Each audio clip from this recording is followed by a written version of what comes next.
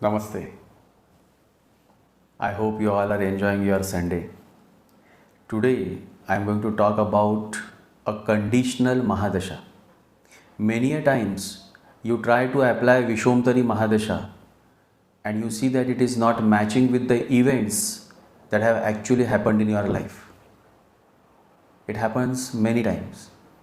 Then usually astrologers try to either rectify your birth time or they try to change the Ainamsha so that the Vimshottari is able to match with the actual events that happened in your life.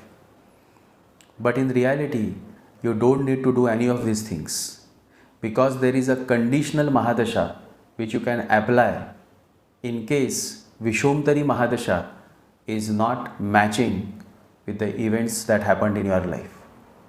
But this Mahadasha that I am going to discuss in this podcast is a conditional Mahadasha, meaning it is not going to work for all birth charts. It is going to work only for specific people having specific planetary placements in their chart. And that is why it is called conditional Mahadasha. So in this podcast, I am going to reveal those conditions so that next time when you are not able to find the answer, you can apply this conditional Mahadasha known as Ashtottari Mahadasha and find the answers. I have personally found the answers for many horoscopes for which this conditional Mahadasha was applicable. You may also find out. You only need to listen to this podcast and then you will know how to apply this Ashtottari Mahadasha and to which chart you should apply. So on this note, let's begin with this short but very significant podcast.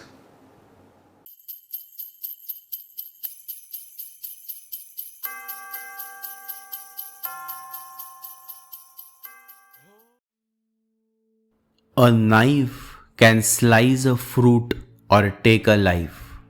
It all depends on how and why it's used. A magical chant can save someone from destruction, or it can destroy if wielded with harmful intent.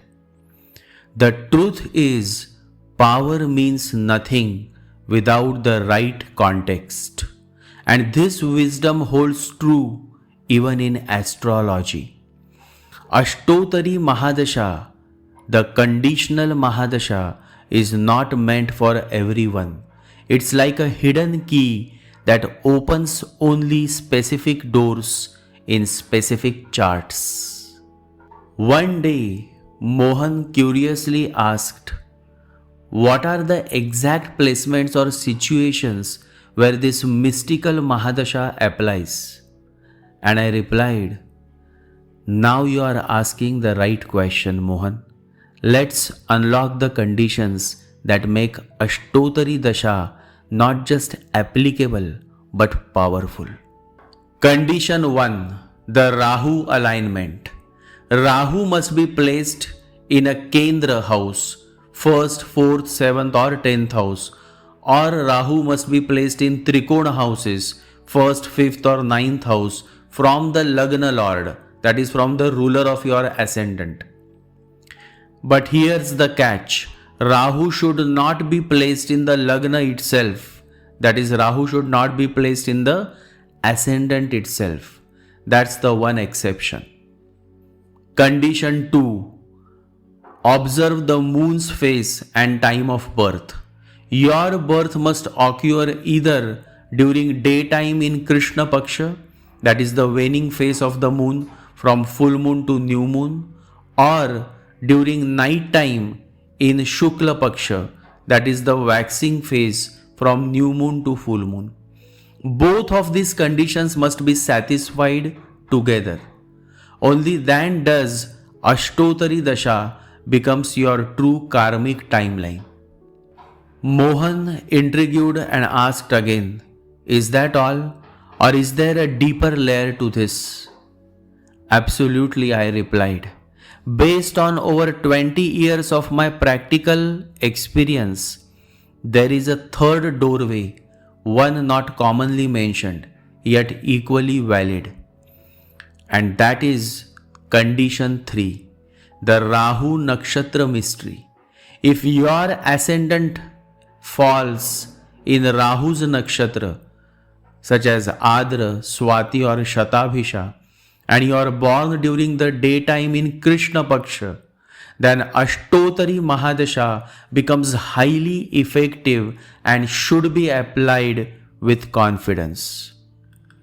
This is a mystical shortcut that most software can't detect, but your birth chart will whisper it to the wise astrologer. Mohan's curiosity now overflowed, and he asked, "So, what's the structure of this secret Mahadasha?" And I said, "Now behold the rhythm of the Ashtottari Mahadasha cycle. It spans a unique 108-year journey, that is 108-year journey of life's unfolding. Meaning, the Ashtottari Mahadasha cycle has 108 years, just the way Vimshottari Dasha has 120 years. Now I will explain the sequence of Ashtottari Mahadasha. The first planet is Sun and the duration is 6 years. Then comes Moon with 15 years, then Mars with 8 years, then Mercury with 17 years, then Saturn with 10 years, then Jupiter with 19 years, then Rahu with 12 years, and finally Venus with 21 years.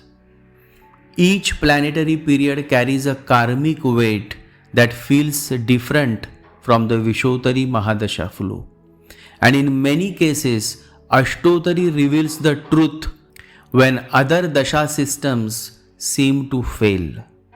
In fact, many times Vimshottari Dasha just doesn't align. Charts feel off, timelines feel wrong, and then astrologers scramble. Let's adjust the birth time. Let's try another Ainamsha.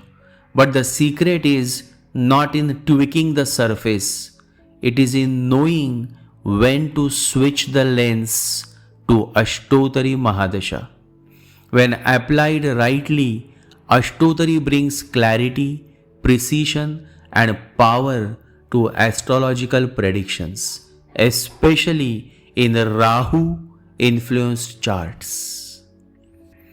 Enough for now. The stars will speak when you know how to listen.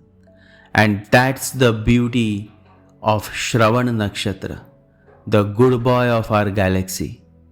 More to come on Shravan in my next episodes. Jai Sri Ganesha, Jai Guru.